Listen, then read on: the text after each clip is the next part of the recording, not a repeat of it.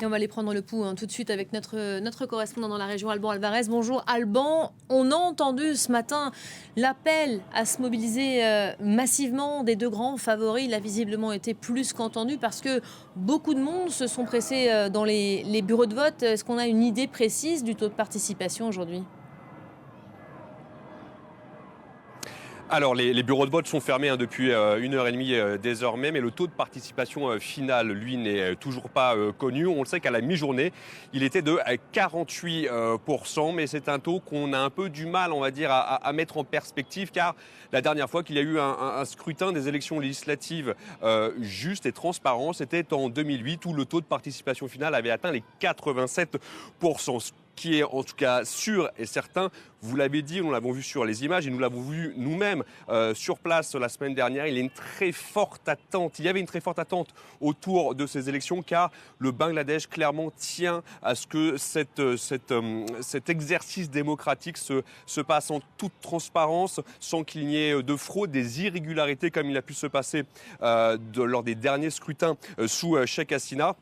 Il faut par exemple voir ces images où il y avait des trains bondés, où les Bangladais rentraient dans leur circonscription pour aller voter pour leur candidat.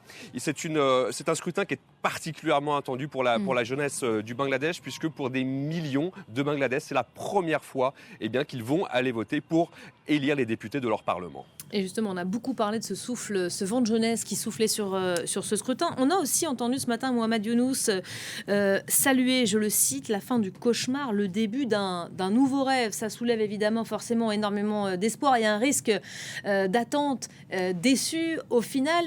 Dites-nous, Alban, concrètement, de quoi elle rêve cette jeunesse aujourd'hui ? Alors cette jeunesse, elle rêve de démocratie, elle rêve de liberté, mais pas seulement, elle rêve également d'un Bangladesh qui se porte mieux économiquement parlant. Il faut vraiment redresser l'économie, ça va être l'une des premières choses, l'une des premières tâches du prochain Premier ministre du pays. Redresser notamment un secteur comme le textile qui est fortement touché par le chômage de masse qui pousse 1 million de Bangladais à quitter le pays chaque année pour tenter leur chance à l'étranger. Nous l'avons entendu partout également au Bangladesh, la jeunesse ou même la population en général ne veut plus entendre parler de corruption ou encore de népotisme. Désormais, la question est vraiment de savoir quel sera le nouveau visage de ce Bangladesh, quelle direction politique, quel virage politique va prendre le pays. Un virage qui va être clairement marqué à droite puisque la Ligue Awami n'a pas pu présenter de candidat, elle est interdite. Et la Ligue Awami, elle représentait une forme de socialisme, on va dire, un peu séculaire. Les deux favoris, il y a donc le BNP, le parti nationaliste du Bangladesh. C'est un parti qui est tout de même marqué par une forme de dynastie politique, car son chef de file, Tariq Rahman, est tout simplement le fils de Khalida Zia, qui a été à 2 reprises Premier ministre.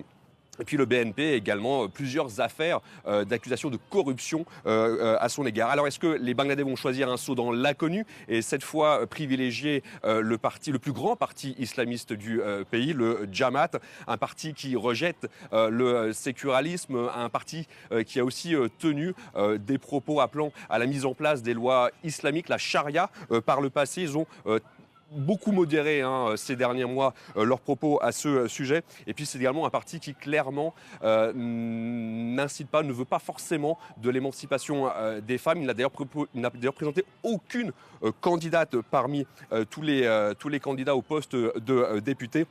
Et puis il faut rappeler qu'il y a aussi une réforme constitutionnelle puisque les Bangladais ont été appelés à voter pour élire leurs députés, mais également pour se prononcer sur une réforme de la Constitution qui vise d'ailleurs à ancrer vraiment le Bangladesh dans la démocratie pour que le pays ne vire pas à nouveau à l'autocratie.